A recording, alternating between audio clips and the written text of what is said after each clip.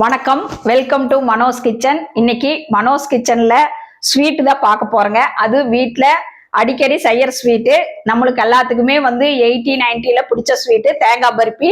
இது சின்ன பெட்டி கடையில பெரிய பெரிய கடையில எல்லாம் விற்கும். ஆனா தேங்காய் பர்பி கெடாது, அவ்வளவு டேஸ்டா இருக்கும். அதுதான் இன்னைக்கு நம்ம பார்க்க போறோம். அது செய்யறதுக்கு என்னென்ன பொருள்னு பார்க்கலாங்க. தேங்காய் பர்பி செய்ய தேவையான பொருள்கள் ரொம்ப சிம்பிளுங்க. 4 பொருள் தான். தேங்காய், சர்க்கரை, நெய், ஏலக்காய். இதுக்கு அளவு தான் ரொம்ப முக்கியம். நான் இன்னைக்கு கொஞ்சம் அளவு அதிகமா எடுத்திருக்கிறேன், நீங்க கம்மியா எடுத்துக்கலாம். தேங்காய் நான் 7 டம்ளர் எடுத்திருக்கிறேன். அதாவது நல்லா கூச்சி 7 டம்ளர் எடுத்துக்கங்க. அதே டம்ளர்ல 3/4 டம்ளருக்கு சர்க்கரை, ஏலக்காய் தேவையான அளவு, நெய் ஒரு 5-6 டேபிள் ஸ்பூனுங்க, தேவையான அளவு தண்ணி. அவ்வளவுதாங்க இது செய்யறதுக்கு. எப்படி செய்யலாம்னு பார்க்கலாம். இப்போ பருப்பு செய்யறதுக்கு வடக்கல் வச்சுட்டுங்க. வடக்கல்ல முதல்ல சர்க்கரை போட்டு அது மூழ்கிற அளவுக்கு தண்ணி ஊத்திட்டு அடுப்பு பத்த வைக்கலாங்க.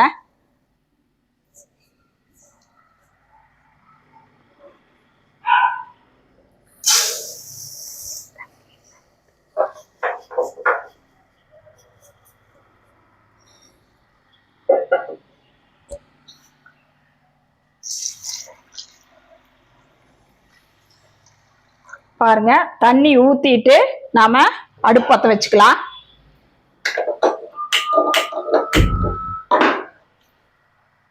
நீங்க ரேஷன் சர்க்கரை இருந்தாலும் கூட போட்டுக்கலாம்.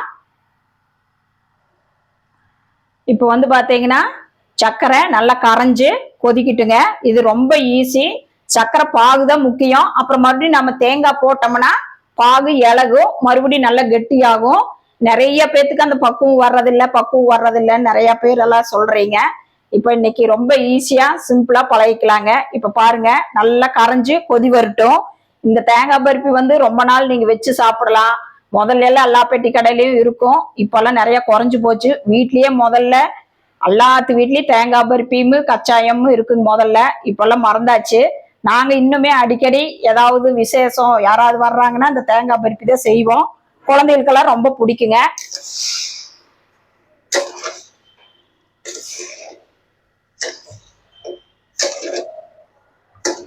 இன்னைக்கு நான் கொஞ்சம் அளவு நிறைய எடுத்திருக்கிறேன், அதனால கொஞ்சம் நேரம் ஆகும். நீங்க வீட்டுல வேணாலும் 1 டம்ளர் போட்டு செஞ்சு பார்க்கலாம்.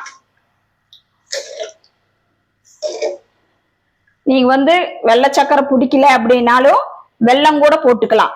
1 டம்ளருக்கு 3/4 டம்ளர் வெல்லம் எடுத்து இதே மாதிரி தாங்க கொஞ்சம் கலர் மட்டும் ப்ரௌன் கலர்ல வரும் பருப்பி. அவ்வளவுதான். நிறைய பேர் சுகர் வேண்டான்னு சொல்றவங்க அந்த மாதிரி கூட செஞ்சு சாப்பிடலாம்.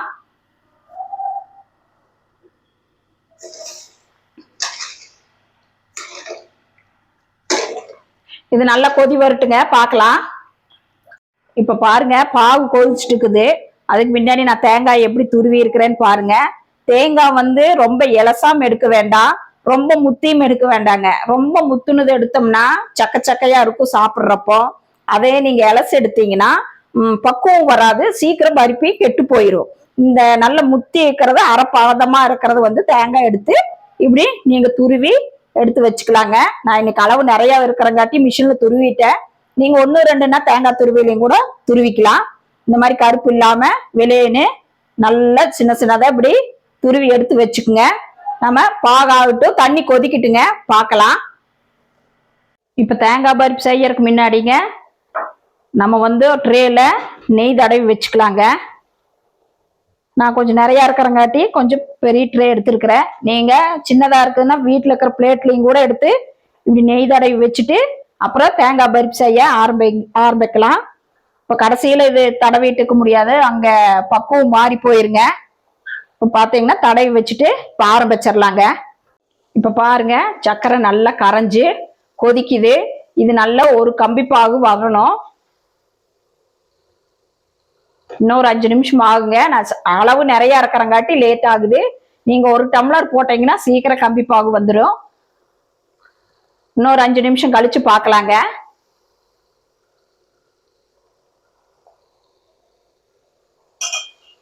பாருங்க, சக்கரை பாகு நல்லா கொதிச்சிருச்சு.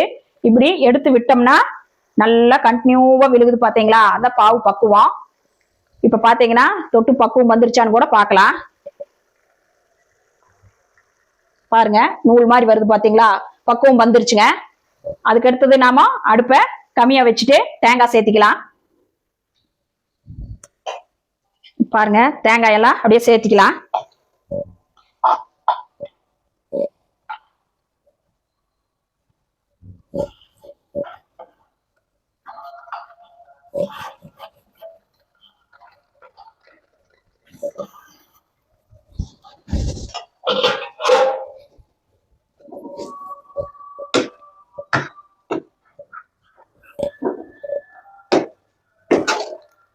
தேங்காய் போட்ட உடனே நல்லா கிளறி விடுங்க. இப்போ வந்து கூட தீ கொஞ்சம் அதிகமாக வச்சுக்கலாம். நீ அடுத்தது ஒரு 5 நிமிஷம் கழிச்சு பார்த்தீங்கன்னா நல்லா தண்ணி விட்டுரும் அந்த பாகு. அப்புறம் தான் கெட்டியாகும். நீங்க என்ற தண்ணி விட்டுருச்சே இப்படி இருக்குது அப்படின்னு நினைக்க வேண்டாம். கொஞ்சம் நேரம் கழிச்சு கெட்டியாயிருங்க. அதே இப்போ பார்த்தீங்கன்னா ஒரு 5 நிமிஷம் கழிச்சு பார்க்கலாங்க எப்படி ஆகுதுன்னு. இப்போ பாருங்க, கொஞ்சம் நல்லா தண்ணி விட்டுருச்சு. இப்போ வந்து அடுப்பை கம்மியா வச்சு நல்லா கை விடாம கிளறிட்டுக்கோன்னு. இப்போ வந்து நெய் வேணுங்கனாலும் கூட கொஞ்சம் சேர்த்திக்கலாம். நான் ஒரு டேபிள் ஸ்பூன் சேர்த்திக்கிறேங்க, அடி பிடிக்காம இருக்கட்டுன்னு. அதோட ஏலக்காய் தூள் சேர்த்திக்கலாம்.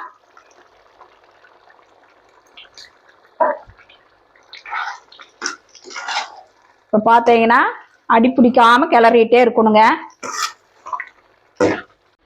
இப்போ பாருங்க, கொஞ்சம் தண்ணி வத்திருச்சு.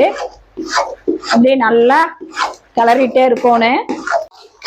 இப்போ பாருங்க, நல்லா தண்ணி எல்லாம் வத்திருச்சு.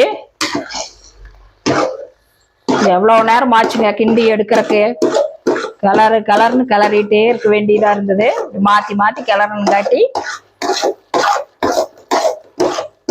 இல்லாட்டி ஒரே ஆளா கிளறிட்டு இருந்தா திடீர்னு புதுசா செஞ்சா கை வலிக்குங்க. அப்புறம் அதே மாதிரி பக்குவத்துல எடுக்கணும். விட்டோம்னா அடி பிடிச்சிக்கும். அதுக்குத்தான் நான் பெரிய வடக்கல் வச்சேன். இப்படி கிண்டிட்டே இருக்கணும்.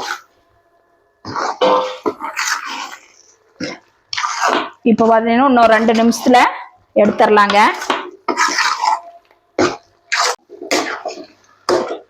இப்ப பாருங்க, நல்லா சுருண்டு பாருங்க, எவ்வளவு கெட்டி ஆயிடுச்சு பாருங்க. இதுதாங்க பக்குவம். இப்ப நம்ம எவ்வளவு போட்டோம், இப்ப தண்ணி எல்லாம் வத்தி நல்லா சுருண்டு வந்தாச்சு. நாம எடுத்து இப்ப ட்ரேல கொட்டிடலாம். இப்ப பாருங்க, ட்ரேக்கு மாத்திக்கலாம்.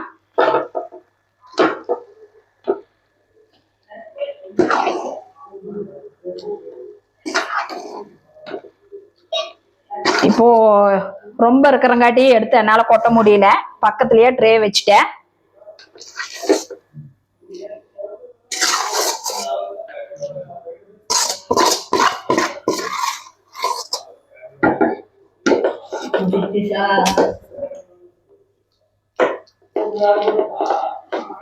இப்ப பாருங்க, நல்லா மட்டம் பண்ணி விட்டுறலாம்.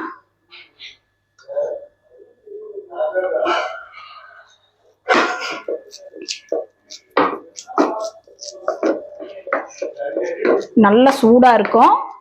நீங்க நல்ல ஒரு ஸ்பூன் வச்சும் கூட நெய் தொட்டு தொட்டு நல்லா நீட்டா மட்டம் பண்ணிக்கலாம். 15 நிமிஷம் ஆச்சுங்க. இப்ப பாத்தீங்கன்னா ரொம்ப சூடாடுறக்குள்ள நம்ம கீத்து போட்டுடலாம்.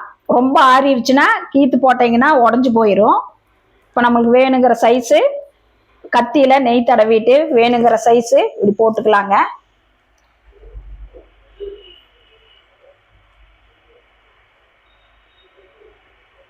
இன்னும் உள்ள நல்லா சூடா இருக்குது, மேலதான் ஆறி இருக்குது. உங்களுக்கு என்ன ஷேப் வேணுமோ அந்த ஷேப்புக்கு நீங்க துண்டு போட்டுக்கலாம். துண்டு போட்டு விட்டீங்கன்னா நல்லா ஆற அப்புறம் அப்படியே ட்ரேவோட எடுத்து கொட்டணும்னா விழுந்துரும். அப்படி இல்லைன்னா நீங்க ஒவ்வொன்றா கூட எடுத்துக்கலாம். எப்படி ஆறிடுச்சுன்னு பார்த்தோம்னா ட்ரே வந்து சூடா இருக்கக்கூடாது, சுத்தமா ஆறி இருக்கணுங்க. இப்ப நல்லா சூடா இருக்குது. இப்ப மேலதான் ஆறி இருக்குது.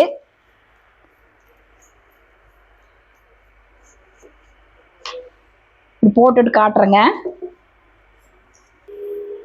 இப்ப பாத்தீங்கன்னா அப்படி நீளமா போட்டுட்டு இப்ப மறுபடியுமே நான் குறுக்க போட்டுங்க. அப்படி நான் ஸ்கொயரா போட்டிருக்கிறேன். நீங்க எப்படி வேணுமோ அந்த சைஸ்க்கு போட்டுக்குங்க. இப்போ வந்து இன்னும் ஒரு அரை மணி நேரம் ஆறட்டுங்க. அப்புறம் எடுத்து பார்க்கலாம் எப்படி ஆறி இருக்குது, எப்படி ஸ்லைஸ் வருதுன்னு பார்க்கலாங்க. இப்போ பாருங்க, பருப்பி எல்லாம் நாம ஸ்லைஸ் போட்டு 10-15 நிமிஷம் ஆச்சு. இப்போ எல்லாம் ஒவ்வொன்றா எடுத்துக்கலாம். இன்னுமே ஆறணும். நீங்க தட்டுல கொட்டுனாவே வந்துடும். இப்போ பாருங்க, இப்படி ஒவ்வொன்றா எடுத்துக்கலாம்.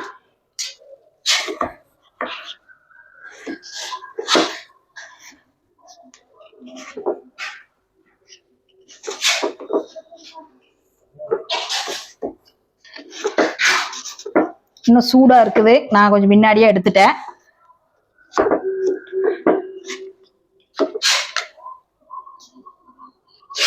பாருங்க எப்படி வந்திருக்குன்னு பாருங்க. இன்னும் சூடா இருக்கு.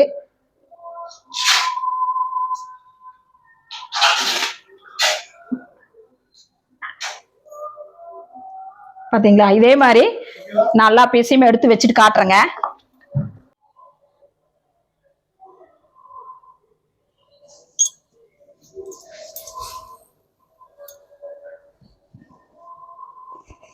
எப்படி பருப்பி செய்யறதுன்னு பாத்தீங்க. இன்னும் வந்து நான் பாதி பருப்பி எடுக்கவே இல்லை, சூடா இருக்குது.